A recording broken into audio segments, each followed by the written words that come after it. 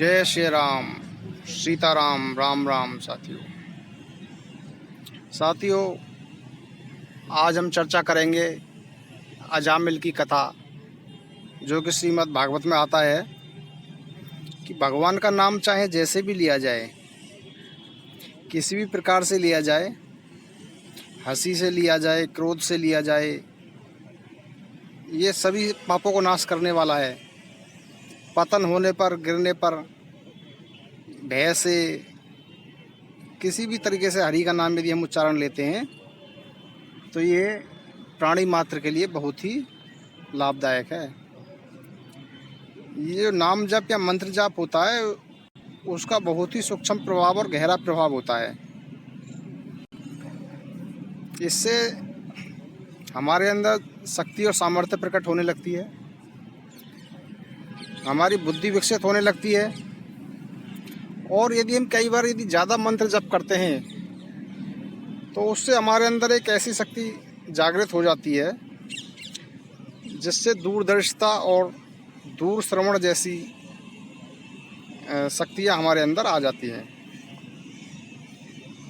परंतु साथियों, हम इन चक्करों में ना पड़ें, सिद्धियों के चक्करों में। यदि हमें परमात्मा से प्रेम है और परमात्मा का प्रेम प्राप्त करना चाहते हैं तो हम उसके प्रति समर्पण भाव रखें। श्रीमद् भागवत में आता है अजामिल के बारे में कि अजामिल ने कैसे मुक्ति प्राप्त करी। अजामिल एक बहुत ही दुष्ट प्रवृत्ति का व्यक्ति था। अजामिल अपने पिता की मृत्यु के बाद बहुत ही व्यवहार गलत करने लगा। जो भी उसके मन में आता था उस तरह के व्यवहार करता था, जिससे कि धीरे धीरे वो पतन की तरफ जाने लगा।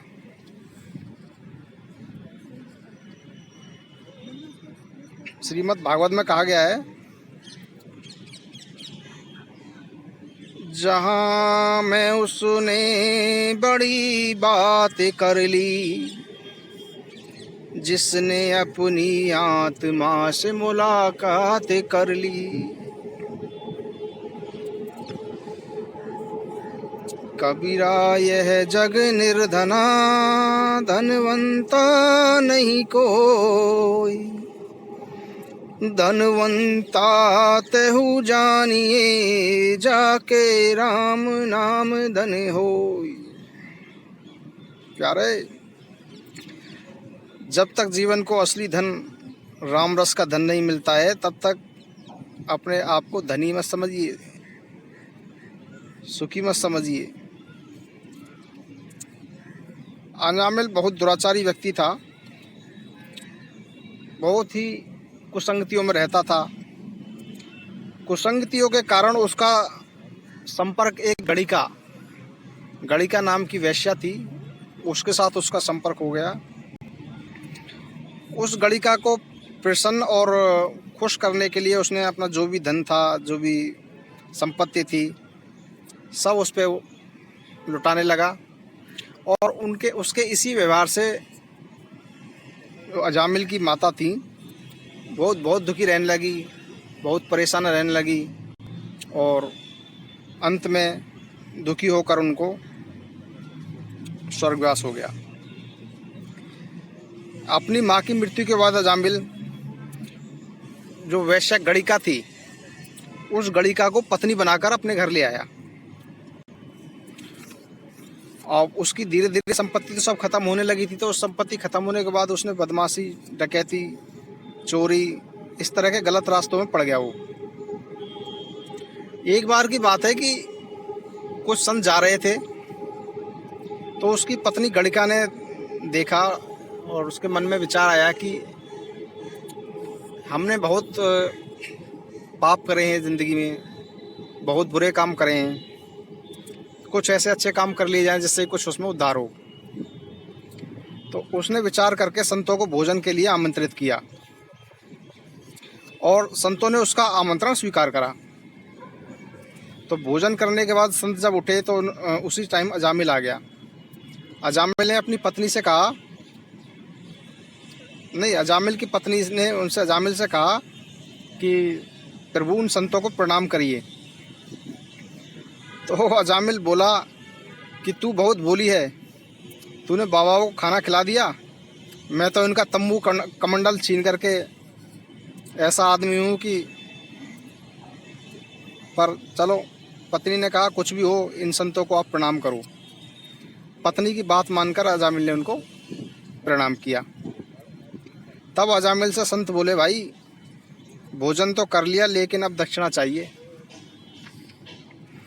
अजामिल बोला, महाराज दक्षिणा के रूप में ये मेरे दो हाथ हैं, आप रवाना हो जाओ, नहीं तो अभी दक्षिणा मिल जाएगी आपको। आप जानते नहीं हो मैं अजामिल हूँ। संत बोले कि आप अजामिल हो या कोई मिल हो, पर बेटे हम तो दक्षिणा लेके ही जाएंगे। तो संतों ने सोचा कि यह खुद तो कोई सत्संग कर नहीं सकता, कोई अच्छे काम कर नहीं सकता है, तो इसको बोला कि चलो हमारे को आप दक्षिणा के रूप में एक वचन दो। अजामिल बोला, क्या प्रभु? संतों ने कहा कि आप हमें ये वचन दो कि जो आपके पुत्र पैदा होने वाला है अभी, आप उसका नाम नारायण रखोगे। अजामिल ने कहा, महाराज उसके नाम नारायण रखने से आपको क्या फ़ायदा होगा? संतों ने कहा, तुम्हारे जैसे एक व्यक्ति का उद्धार हो जाए, इससे बड़ा और संतों को क्या फ़ायदा चाहिए? अजामिल बोला, अच्छा महाराज ठीक है, मैं अपने बेटे का नाम नारायण रख देंगे। अजामिल को ये नहीं पता था कि ये छोटा सा प्रयोग उसकी ज़िंदगी बदल देगा और उसका कल्याण कर देगा। कुछ समय के बाद अजामिल के पुत्र हुआ और उसने अपने पुत्र का नाम नारायण रख दिया। ऐसे भगवत स्वरूप संतों ने अजामिल के घर भोजन किया और उसको दक्षिणा रूप उसका नाम नारायण रखवाया। उधर अजामिल उस नारायण नाम के पुत्र से स्नेह पास में बनता गया। उसको उस पुत्र से, क्योंकि सबसे छोटा बेटा था नारायण उसका अजामिल का, तो उसको उससे सबसे ज़्यादा स्नेह था।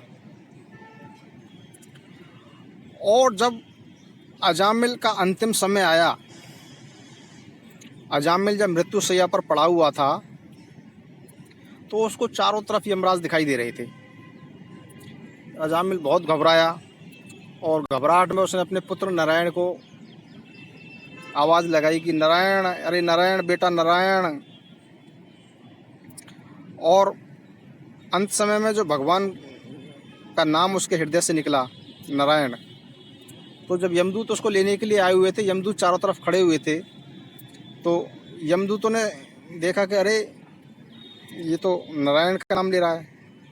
और उधर पार्षद भी आ गए, जो प्रभु के नारायण के पार्षद से, नारायण नाम लेने से पार्षद भी आ गए। तो यमदूत बोले, यह है महापापी है, दुराचारी है, तुम दूर हटो। तो यमदूतों से पार्षदों ने बोला कि नहीं, ये पापी है, ठीक है, दुराचारी है, लेकिन इसने भगवान का नाम लिया है। यमदूत बोले, अरे भाई ये भगवान का नाम, नारायण का नाम नहीं है, ये तो नारायण इसके बेटे का नाम है, जो ये नाम लिया है इसके बेटे का नाम है। तो पार्षद इस पर जवाब देते हैं कि भले ही इसने बेटे का नाम लिया है, किंतु को बेटे का नाम भी तो संतों ने रखवाया है, और बेटे का नाम भी तो भगवान का ही नाम है। पार्षद और यमदूतों में अपना विरोधाभास होता है। ये सारी चीज़ें अजामिल देख रहा था। आखिरकार जो पार्षदों की बात थी वो युक्ति युक्त रही, और यमदूत जो भी थे, यम थे, वहाँ से चले गए। और जो दुराचारी जो अजामिल था, उसकी जो मृत्यु होने वाली थी, उसकी मृत्यु टल गई। उसको 12 वर्ष की आयु और मिली, उसको फिर से 12 वर्ष का समय मिला। और उस 12 वर्ष के समय में अजामिल प्रभु के प्रति उसकी इतनी भक्ति जागृत हुई, इतना भगत हो गया,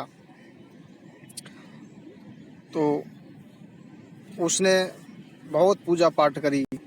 और पूजा करने के बाद नारायण नारायण करने के बाद अंत में अजामिल को मुक्ति प्राप्त हुई।